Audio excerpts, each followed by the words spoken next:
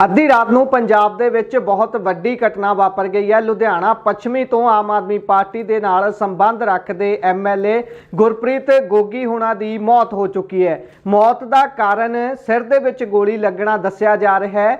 ਖਬਰ ਹੁਣ ਤੱਕ ਦੀ ਇਹ ਹੈ ਕਿ ਗੁਰਪ੍ਰੀਤ ਗੋਗੀ ਹੁਣੀ उस समय अपने घर दे विच ही सी जिस समय उन्होंने सिर दे विच गोली लगी है ਅਤੇ घर ਦੇ ਵਿੱਚ उस समय कहते हड़कंप मच गया ਜਦੋਂ ਉਹਨਾਂ ਦੇ ਕਮਰੇ ਦੇ ਵਿੱਚੋਂ ਗੋਲੀ ਚੱਲਣ ਦੀ ਆਵਾਜ਼ ਆਈ। ਹਾਲਾਂਕਿ ਦੱਸਿਆ ਇਹ ਵੀ ਜਾ ਰਿਹਾ ਹੈ ਕਿ ਸ਼ਾਇਦ ਗੁਰਪ੍ਰੀਤ ਗੋਗੀ ਹੋਣੀ ਆਪਣੇ ਨਿੱਜੀ ਹਥਿਆਰ ਨੂੰ ਰਿਵਾਲਵਰ ਨੂੰ ਉਸ ਸਮੇਂ ਸਾਫ਼ ਕਰ ਰਹੇ ਸੀ ਜਿਸ ਸਮੇਂ ਗੋਲੀ ਚੱਲੀ ਹੈ, ਜਿਸ ਤੋਂ ਬਾਅਦ ਉਹਨਾਂ ਦੇ ਸਿਰ ਦੇ ਵਿੱਚ ਗੰਭੀਰ ਰੂਪ ਨਾਲ ਲੱਗੀ ਹੋਈ ਹੈ ਗੋਲੀ ਨੇ ਉਹਨਾਂ ਦੀ ਜਾਨ ਲੈ ਲਈ ਹੈ। ਜਿਸ ਸਮੇਂ ਉਹਨਾਂ ਦੇ ਗਨਮੈਨ ਤੇ ਉਹਨਾਂ ਦਾ ਪਰਿਵਾਰਕ ਜੀ ਉਹਨਾਂ ਨੂੰ ਹਸਪਤਾਲ ਲਿਜਾ ਰਹੇ ਸੀ, ਰਸਤੇ ਦੇ ਵਿੱਚ ਹੀ ਉਹਨਾਂ ਦੇ ਵੱਲੋਂ ਦਮ ਤੋੜ ਦਿੱਤਾ ਜਾਂਦਾ ਹੈ। ਤੁਹਾਡੀ ਜਾਣਕਾਰੀ ਦੇ ਲਈ ਦੱਸ ਦਈਏ ਕਿ ਗੁਰਪ੍ਰੀਤ ਗੋਗੀ ਉਹੀ ਨੇ ਜਿਹੜੇ ਸਕੂਟਰ ਦੇ ਉੱਪਰ ਆਪਣੀ ਨਾਮਜ਼ਦਗੀ ਪੱਤਰ ਨੂੰ ਭਰਨ ਦੇ ਲਈ 2022 ਦੇ ਵਿੱਚ ਗਏ ਸਨ ਅਤੇ ਉਸ ਤੋਂ ਬਾਅਦ ਕਈ ਵਿਸ਼ਿਆਂ ਨੂੰ ਲੈ ਕੇ ਇਹ ਅਕਸਰ ਚਰਚਾ ਦੇ ਵਿੱਚ ਰਹੇ ਨੇ ਅਤੇ ਇਸੇ ਦੇ ਨਾਲ ਹੀ ਹੁਣ ਬੀਤੇ ਥੋੜੇ ਸਮੇਂ ਦੀ ਜੇਕਰ ਗੱਲ ਕਰੀਏ ਤਾਂ ਜਦੋਂ ਬੁੱਢੇ ਨਾਲੇ ਦਾ ਮੁੱਦਾ ਵੱਡੇ ਪੱਧਰ ਤੇ ਉੱਠਿਆ ਸੀ ਤਾਂ ਇਹਨਾਂ ਦੇ ਵੱਲੋਂ ਆਪਣੇ ਵੱਲੋਂ ਹੀ ਉਦਘਾਟਨ ਕੀਤਾ ਗਿਆ ਜਿਹੜਾ ਇੱਕ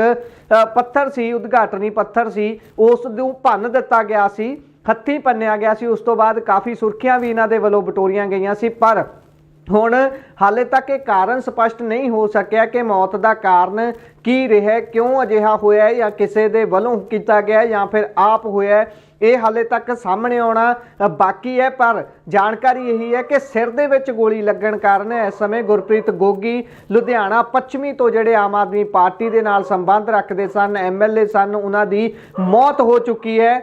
अचानक सदमा लग्या है परिवार नूं। अचानक जिवें ही ये खबर फ्लैश हुंदी है तो सारे चौंक जाते हैं तो पूरे पंजाब दे विच इस समय बहुत वड्डे पद्धर ते ये खबर लगातार चर्चा दे विच आ रही है कि अजिहा क्यों होया, किवें होया। कुछ लोग इस सारी घटना नूं नगर निगम दीआं चोणां दे नाल जोड़ के भी वेख रहे हैं। हालांकि उसनूं भी नकारिया नहीं जा सकता पर हुण पता आउण वाले समय च लगेगा जां इन्वेस्टिगेशन का हिस्सा होवेगा कि ये होया क्यों है, कि खुदकुशी है या फिर एक्सीडेंटल मौत है, होया किवें है, की होया है। ये सारा आउण वाले समय च जदों पोस्टमार्टम होवेगा उस दे विच शायद स्पष्ट होवे। इस समय DMC तो भी कुछ तस्वीरां सामने आउंदियां ने जिथे उन्हां दी देह नूं लिआंदा गया ते डॉक्टरां दे वल्लों उन्हां नूं मृतक ऐलान दिता गया है। बहुत गंभीर किस्म दे नाल जिहड़ी गोली लगी उन्हां दे सिर दे विच जिसने उन्हां दी जान ही लै ली है। गुरप्रीत गोगी आम आदमी पार्टी दे 2022 दे विच जिते होए MLA इस संसार नूं अलविदा आख गए ने क्योंकि सिर दे विच उन्हां दे गंभीर रूप नाल जदों गोली लगी हस्पताल लिआउंदियां रास्ते दे विच ही उन्हां ने दम तोड़ दिता है। हुण मौत की जांच होवेगी उस तो बाद ही पता लगेगा पर अद्धी रात नूं जिवें ही ये खबर सारे पासे वायरल हुंदी है तो हर पासे हड़कंप मच जाता है। लगातार संवेदना व्यक्त की जा रही है परिवार दे नाल सारियां दे वल्लों ते इस समय सब तो वड्डी खबर इस समय जो अद्धी रात नूं वापरी है कि गुरप्रीत गोगी विधायक लुधियाना पश्चिमी जिहड़े ने जिहड़े सुर्खियां दे विच रहिंदे रहे ने बीते समय तो ही क्योंकि जदों उन्हां दे वल्लों बुੱਢੇ नाले दे विषय दे उपर अपने वल्लों ही